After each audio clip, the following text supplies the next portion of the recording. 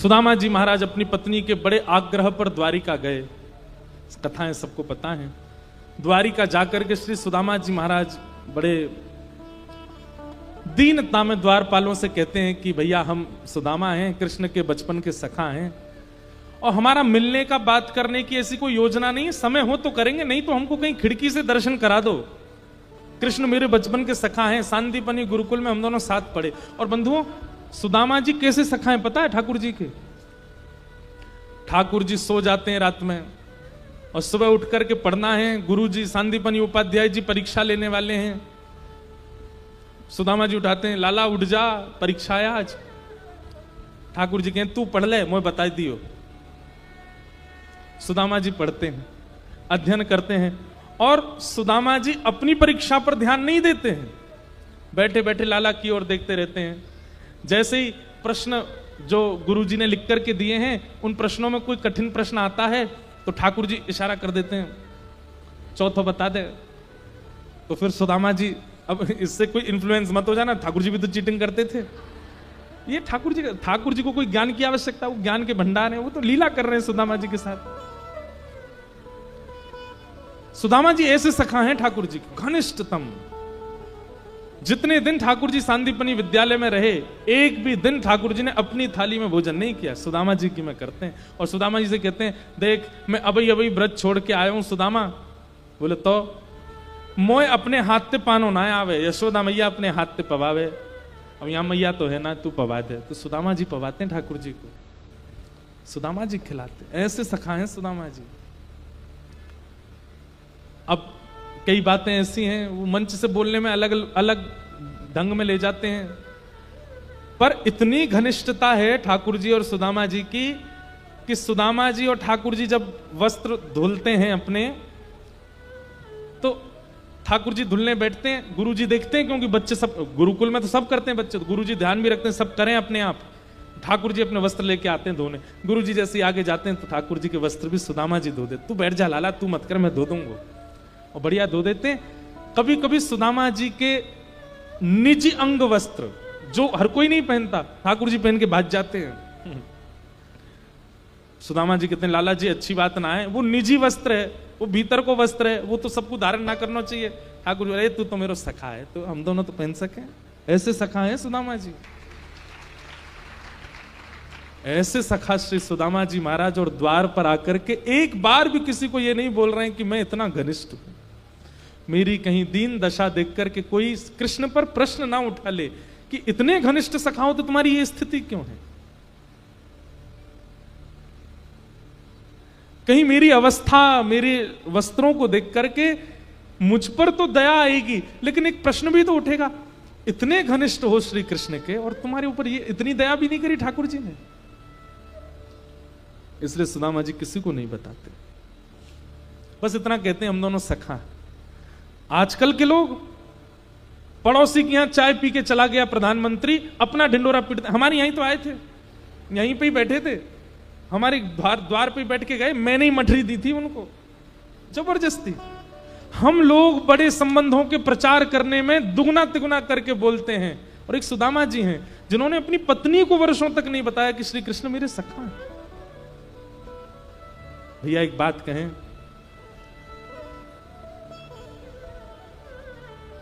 जहां पवित्र संबंध होता है ना, उसका ढिंडोरा नहीं पीटना पड़ता, उसका बहुत प्रचार नहीं करना पड़ता।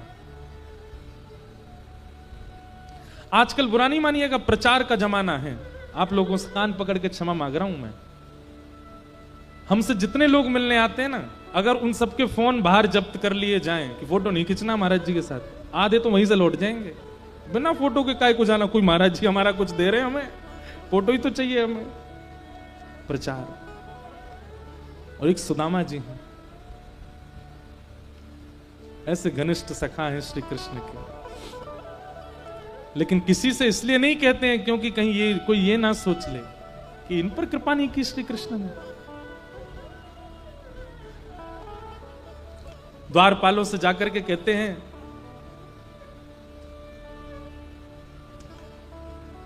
मेरे सखा हैं बचपन के श्री कृष्ण, हम दोनों सांदीपनी गुरुकुल में पढ़े थे साथ में। तो द्वारपाल थोड़े से व्यंग में हंस जाते, अच्छा हाँ आपके संगी पढ़े होंगे ठाकुर जी। सुदामा जी बोले हाँ हम संगी पढ़े थे, मैं मिलने नहीं आया हूं, मैं उनसे कोई बैठ के मुझे वार्ता नहीं करनी है, कोई उनके साथ भोजन प्रसाद कुछ देना लेना भी नहीं है। हो जाए तो आप करा देना, नहीं तो कोई खिड़की हो जहां से वो मुझे दिख जाए, मैं देख करके वापस चला जाऊंगा। कहीं कहीं कहते हैं द्वारपालों ने धक्का दे दिया, द्वारपालों ने भगा दिया, ऐसा नहीं हुआ। भगवान के द्वारपाल हैं, वो ऐसा नहीं कर सकते। द्वारपालों ने सुदामा जी को बैठाया, पर द्वारपालों को यह विश्वास नहीं था कि ये ठाकुर जी का सखा है। द्वारपाल बोले आप बैठिए, हम देखते हैं कुछ योजना। द्वारपाल भीतर गए, ठाकुर जी प्रसाद पा रहे थे, तो सुदामा जी के सहित कई नगरों के राजा भी आए हुए हैं। द्वारपालों ने जाकर के कहा फलाने देश के राजा आए हैं। भगवान बोले अभी बैठाओ। वहां के राजा आए, उनको कहो 2 दिन रुकें। वहां के राजा आए, ऐसे करके सब बता रहे थे। वहां के महंत आए, वहां के पुरोहित आए, आदि आदि सबका बताते हुए ठाकुर जी हम भूल गए बताना, एक ब्राह्मण और आया है। अच्छा कौन है? अपने आप को आपको आपके बचपन का सखा बता रहे हैं, ऐसा कह रहे हैं कि आपके संग विद्यालय में पढ़े सांदीपनी गुरुकुल में। लेकिन ठाकुर जी तन की स्थिति तो बहुत दयनीय है उनकी।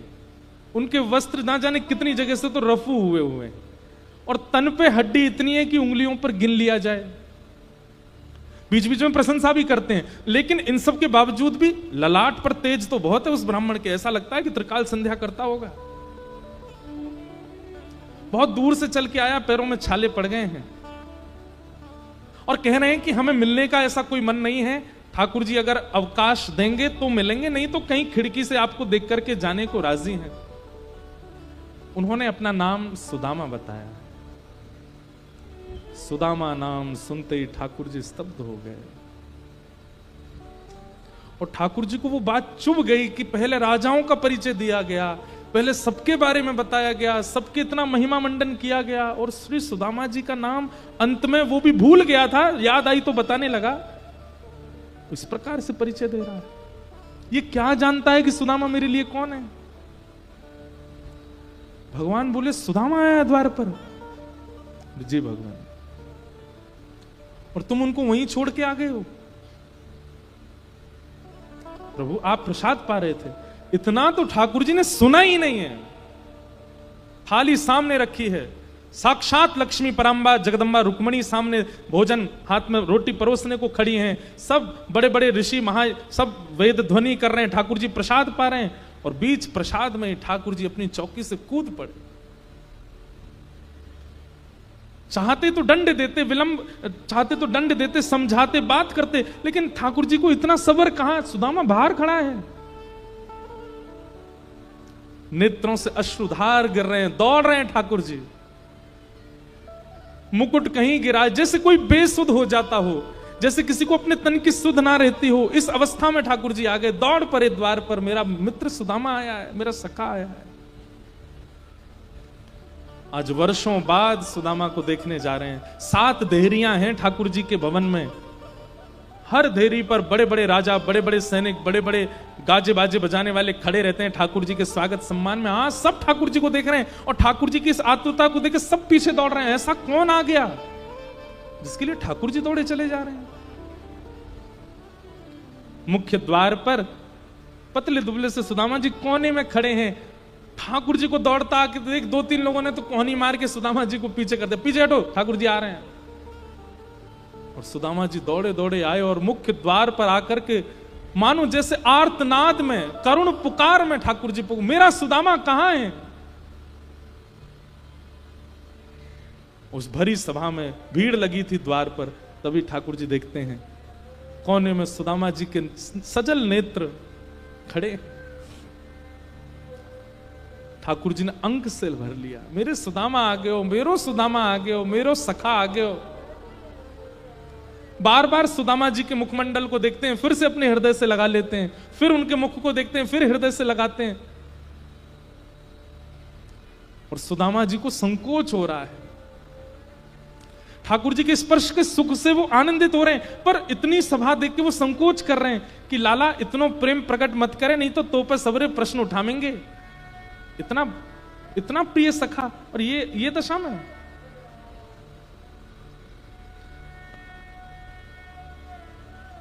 सुदामा जी ने अपने गाल से, अपने अधर से, अपनी नाक से, अपने माथे से सबसे स्पर्श किया सुदामा जी का। अपने नेत्रों के जल से मानो अभिषेक कर दिया सुदामा जी का।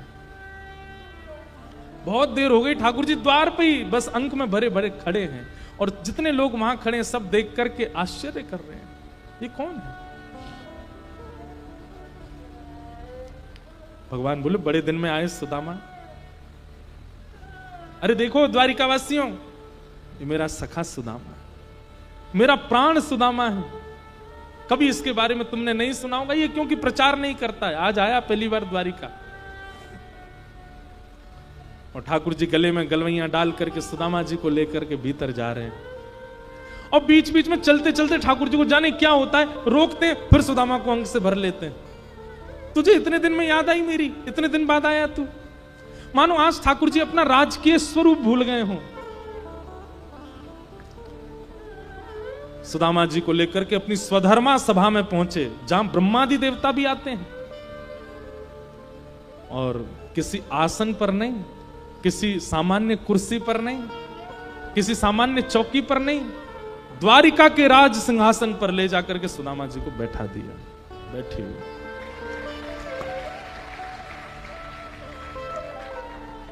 सुदामा जी बोले, लाला मैं यहाँ को अधिकारी ना हूं। ठाकुर जी बोले, आपका अधिकार मुझसे अच्छा कोई नहीं जानता, बैठ जाओ चुपचाप, यहीं बैठो। और रुक्मणी जी को इशारा किया, देख क्या रही, जल्दी पात्र लाओ, चरण धोने सुदामा जी के। ठाकुर सुदामा जी बोले, लाला ये सब मत करें, वो बहुत संकोच है। और भीड़ लग गई है वहां पर, और सब आश्चर्य में देख रहे हैं, ऐसा क्या है इस पतले दुबले ब्राह्मण में जिसके लिए ठाकुर जी ये सब कर रहे हैं। सुदामा जी के चरणों को एक परात में पधरा। सुदामा जी रो रहे हैं कि जगन्नाथ साक्षात मेरे चरण में बैठे।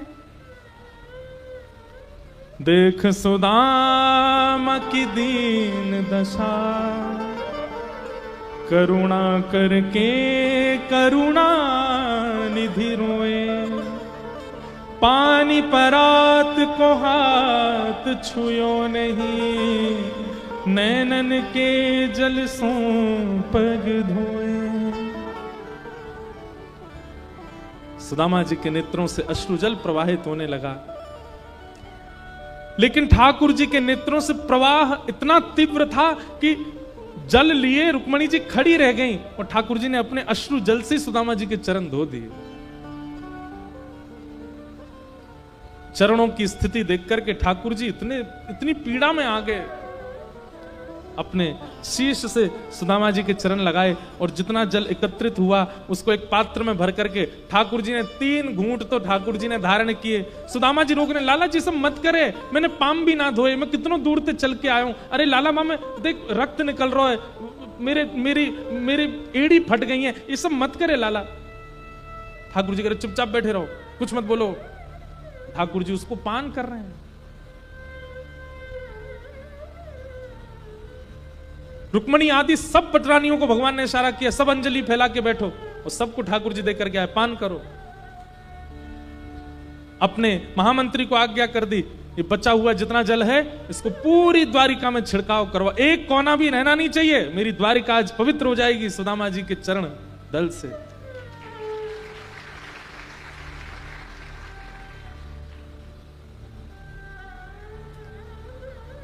इतना मान देते हैं ठाकुर जी।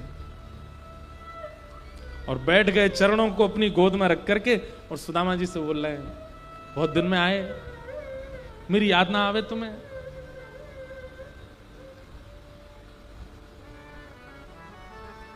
सुदामा जी आपको ब्याह है गो? ठाकुर जी पूछ रहे हैं। सुदामा जी बोले, हाँ लाला है गो। अच्छा मोए ना बुलायो ब्याह में? लाला अब तो तू राजा बन गो है, तो ये बुलावे को मतलब है तेरे संग में 25-30 तो हाथी आमेंगे, 50-60 घोड़ा आमेंगे, उन पे बैठ के सैनिक आमेंगे, और इतने लोगों ने बुला के दावत करानो मेरे बस की बात तो ही नहीं लाला। हमारे ब्याह में तो हम दुल्हा दुल्हन ही भूखे रह गए, भोजन की व्यवस्था ही नहीं, ऐसा तो ब्याह है तो कैसे बुला? तो लाला तू बता, तेरो ब्याह है गो? ठाकुर जी बोले, कोई और बात करते हैं। नहीं नहीं लाला बता, तेरो ब्याह ना भयो? अरे जी, फिर पास में मंत्री खड़े थे, उनसे बोले विद्यालय में मोती यूं कहता, देखियो सुदामा इतने ब्याह करूंगो कि मेरे नगर में मेरी बहू रहेंगी और कोई ना रहेगो, इतने ब्याह करूंगो। मंत्री आदि बोले तो कर भी लिए हैं इन्होंने। सुदामा भी बोले लाला तेरो ब्याह है को? बोले हाँ है को। कहाँ है भाभी, कहाँ है भाभी? ते तो मिलवाने। ठाकुर जी बोले भाभी से मिलोगे? बोले हाँ नहीं मिलवा दे। कहाँ है भाभी? इतनी सारी लुगाई खड़ी है, इनमें तो कौन सी है? बोले बैठो अभी बुलाते हैं। ठाकुर जी ने इशारा किया, आओ सब लाइन से प्रणाम करो। मैं रुक्मणी प्रणाम। अच्छा भाभी जी जय, देवी चर सौभाग्यवती रहो। मैं जामवती प्रणाम, देवी चर सौभाग्यवती। मैं सत्यभामा प्रणाम, मैं कालिंदी प्रणाम, चर सौभाग्यवती रहो। मैं मित्रविंदा, मैं लक्ष्मणा, मैं भद्रा, सब प्रणाम करते करते 500 प्रणाम कर गई सुदामा जी को। सुदामा जी धीमे धीमे ऐसे हो गए। लाला लेके तकिया धर दे यहाँ पे नीचे, हाथ धार को मेरो। ठाकुर जी हाथ के नीचे कोनी के नीचे हाथ लगा के खड़े हैं, लोग करो प्रणाम दो। जब 1000 प्रणाम कर गई सुदामा जी बोले लाला पत्रो दुबरो शरीर में तो पधार जाऊंगो। अच्छा एक बात बता, ये सब अपनी है? ठाकुर जी बोले अपनी है। कितनी और हैं? भगवान बोले 1000 चली गई, अभी 15,108 और हैं। सुदामा बोले लाला तेने इतने ब्याह किए? भैया लाला देख, मैं तो पत्र दुबरो ब्राह्मण हार जाऊंगो, मेरे तो शरीर में ताकत ही ना है। एक काम कर, पत्नी 16,108 हैं, पति तो तू ही अकेला है। बोला पति मैं हूं, तू प्रणाम कर, मैं तो आशीर्वाद दूं, आजा। और जैसे ही ठाकुर जी ने दंडवत प्रणाम किया है, आकाश में देवताओं के नेत्र सजल हो गए। साक्षात जगन्नाथ जगद्दिहंता जगदाधार सुदामा जी के चरणों में दंडवत प्रणाम कर रहे हैं और ठाकुर जी को आशीष दे रहे हैं। संपूर्ण द्वारिका नगरी के नेत्र सजल हो गए इस प्रेम मिलन को देख करके। सुदामा जी ने उठा करके हृदय से लगाया।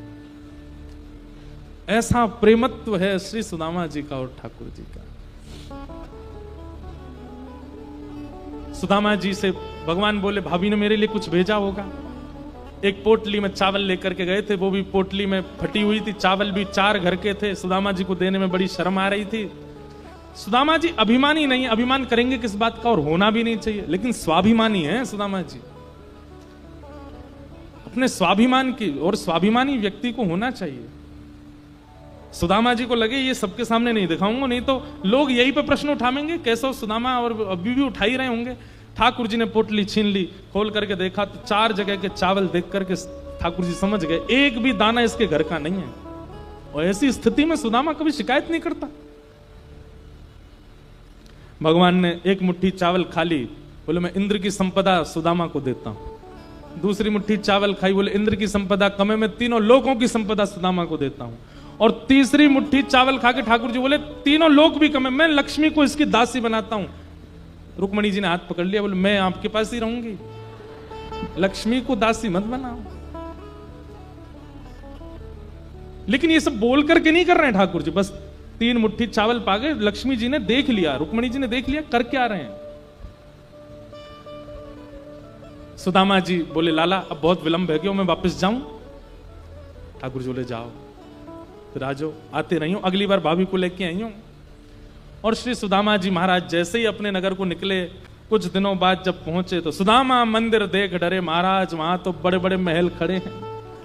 सुदामा जी बोले भैया यहां तो हत्ती मेरी छोटी सी झोपड़िया, कंचन महल खड़े। द्वारपालों से पूछा भैया ये कौन सा नगर है? बोले सुदामा नगरी है। अच्छा, यहां मेरी छोटी सी झोपड़ी थी वो कहां गई? बोले हमको नहीं पता, हमको तो बने बनाए महल मिले, हम तो बाद में ड्यूटी पे आए यहाँ पे। अच्छा, इस भवन में यहाँ के मालिक जो होंगे उन्होंने मेरी कुटिया कहीं कर दी होगी, उनसे पूछ लो कहाँ हैं। हमारे मालिक तो द्वारिका गए हैं। सुदामा जी बोले ऐसा क्यों लग रहा है ये मैं ही हूं? अरे नहीं नहीं हम नहीं है, श्री कन्हैया ने तो बताओ हमारी धोती ना बदली, जा में गए वही में आ गए, कहा देखो। अच्छा, उनकी पत्नी तो होंगी सुशीला। सुदामा जी बोले अगर हमारी पतली दुबली फटी सी साड़ी में पत्नी होगी तो समझ जाएंगे ये हम ही हैं, नहीं तो चले जाएंगे। लेकिन जब आवे संतोष घन सब धन धूरि समान। जब संतोष जीवन में आना, एक बात आपको बहुत गूढ़ता बताए, व्यक्ति धनवान होने के बाद आप देखेंगे उसके गाल फूलने लगते हैं, थोड़ा मोटापा आने लगता है, थोड़ा सा वो पहले से हेल्दी होने लगता है। क्यों? रोटी खाता है, दाल चावल खाता है, पहले से अधिक खाता है, इसलिए नहीं, क्योंकि वो प्रसन्न रहने लगता है। और प्रसन्न जब व्यक्ति रहता है ना, तो एक रोटी भी फलती है उसको। और अप्रसन्न व्यक्ति, हमारे संग इतने कई सारे लोग रहते हैं, पतरे दुबरे 20-20 रोटी खाते हैं, कुछ नहीं होता उनको, अप्रसन्न रहते हैं। और प्रसन्नता जैसी बढ़ती है तो शरीर में लगने लगता है सब माल। सुदामा जी की पत्नी अब थोड़ी सी भारी हो गई थी, और नई साड़ी और बढ़िया सुंदर बन के जैसे ही बाहर आने लगे, सुदामा जी देख करके बोले, सुशीला? सुदामा जी बोले, जे नहीं है भैया, हमारी तो पतरी दुबरी सी कहां पर जा रहे हैं। जैसे ही जाने लगे, पीछे से ठाकुर जी की आवाज, सुदामा जी। पीछे मुड़ करके देखा तो सुशीला के गले में गलवैया डाल के द्वारिकाधीश वहीं खड़े हैं। सुदामा जी बोले, लाला जी तेने कहा किया? ठाकुर जी से बोले, मैंने तो तोते कछु ना मांगी, फिर तेने काय को दियो मुझे? ठाकुर जी बोले, जो मुझसे कुछ नहीं मांगता उसको तो मैं खुद को दे देता हूं सुदामा जी। आप कैसी बात कर रहे हैं? और आप मेरे परम सखा सुदामा हैं। अब ये महल संपत्ति, इनसे ये मत सोचिएगा कि आपका भजन घटेगा। मैं एक रूप से द्वारिका में हूं, एक रूप से आपके पास ही रहूंगा, आप सदा आपके संग ही रहूंगा, आप यहीं रहो। और श्री सुदामा जी को लेकर के ठाकुर जी भीतर प्रवेश, ठाकुर जी अंतरंग भाव से सुदामा जी के भवन में ही रहने लगे, एक रूप से द्वारिका में लीला कर रहे हैं। ऐसे ठाकुर जी ने सुदामा जी पर अनुग्रह किया। बोलो भक्त वत्सल भगवान।